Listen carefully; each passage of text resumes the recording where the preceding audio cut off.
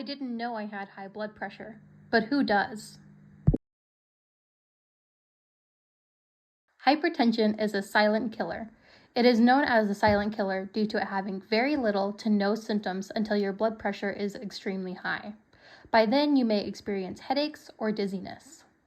A normal blood pressure for adults is less than 120/80. It is considered elevated when your blood pressure is 120 to 129 over anything greater than 80.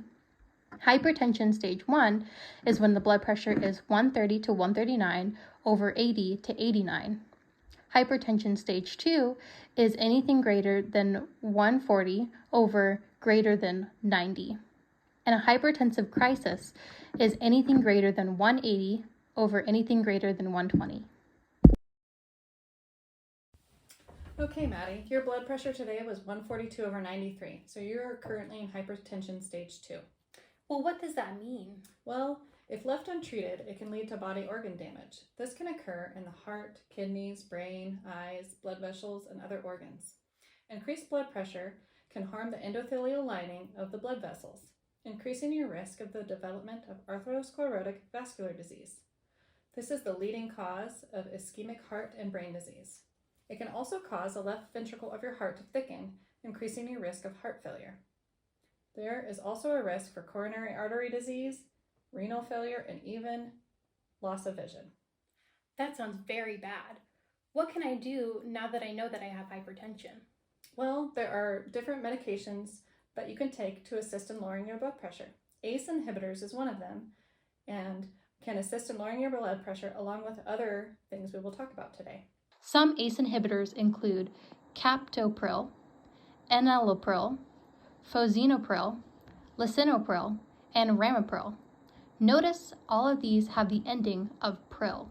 The doctor seems to want to prescribe you lisinopril today, which is an ACE inhibitor, and its trade name is Prinavil. Well, what does ACE inhibitors do?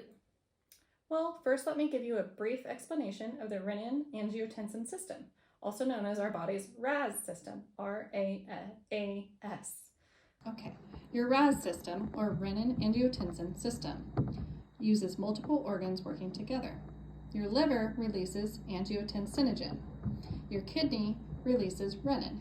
Renin acts upon angiotensinogen to turn it into angiotensin 1. Your lungs release ACE, or your angiotensin converting enzyme. ACE acts upon angiotensin to convert it to angiotensin 2. Angiotensin 2 acts upon your blood vessels, stimulating vasoconstriction or narrowing. Angiotensin 2 also acts upon your adrenal glands to stimulate the release of aldosterone. Aldosterone acts on the kidneys to stimulate reabsorption of salt and water, thus retaining more fluid.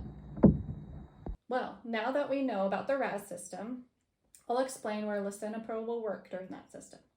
So, ACE inhibitors stop ACE, or the angiotensin converting enzyme, from converting angiotensin 1 into angiotensin 2. So by stopping this, it allows your blood vessels to remain dilated, thus keeping blood pressure managed.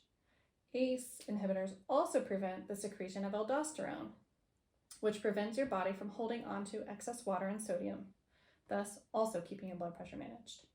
Okay, I think I understand. So what ACE inhibitors will do is they'll keep my blood vessels open so they don't get restricted and cause my high blood pressure, as well as keeping my fluid retention down. So when I take my rings on and off my fingers, they won't get stuck like they used to. Yes, you won't have that excess fluid like before. That is correct. Are there other things that I can do to help manage my hypertension? Yes, good question, Maddie. This is where diet and exercise can play an important role. Avoid foods high in salt and potassium-containing foods or potassium pills. Canned and processed foods being a big one. Salt substitutes also contain potassium, so avoid those as well. Focus on whole foods such as fruits, veggies, grains, fish, poultry, beans, nuts, seeds, quality oils such as avocado or coconut. And exercise can include just walking, biking, stretching, weight training, dancing, leisure, sports, or light yard work. Okay. Is there a specific diet that I need to follow while taking my lisinopril? Yes, in fact, you can use a diet called the DASH diet. The DASH diet actually lists all the foods that I have just listed, as well as what foods to avoid, like fatty meats, full-fat dairy, sugar-sweetened foods or beverages, sweets, and high sodium intake. So fatty meats like bacon or fried foods are a no. Instead, consider a healthy salad with maybe a lean protein like fish or poultry. Also, it is important to work on quitting smoking if you currently are a smoker. Okay. I am currently not a smoker, so that one will be pretty Good. easy to maintain. Good. Some other items to consider are making sure that you don't stop this medication suddenly, because this can cause rebound hypertension and increases your blood pressure even worse. Also, change positions slowly. Give yourself time after sitting up before you're standing so you don't feel dizzy. Also, it is not safe to be taken while pregnant, so make sure you're taking appropriate precautions or consult your healthcare provider if you think you may be pregnant or want to start trying to get pregnant. There are some side effects I also want you to monitor while you're on this ACE inhibitor. You may experience some dizziness, so avoid driving until you know how this medication affects you. Another common side effect is a dry cough. There are also some more dangerous side effects that if you see the symptoms of, I want you to contact your healthcare provider. The most noticeable one being angioedema, which is rapid swelling of the face and neck.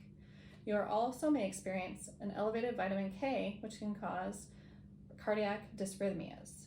Some of these symptoms include chest pain, increased heart rate, dizziness, fainting, or even pounding of your chest. Whoa, all of those sound pretty bad, but at least now I know what symptoms to look out for and I can know when to call my healthcare provider. It also is very good to know that it is dangerous to take while pregnant, so if I am planning on becoming pregnant, I will need to talk to my healthcare provider. Great. Now I want to show you how to take your own blood pressure at home. This is a battery-operated machine that you can find at many local stores. First, I want to make sure you're sitting in a chair with your feet flat on the floor without your legs crossed so you don't get an increased reading. I also want you to take off any bulky clothing that you're wearing. Next, you will open the blood pressure cuff. This one doesn't fully open, so just make it wide enough for you to put your arm through.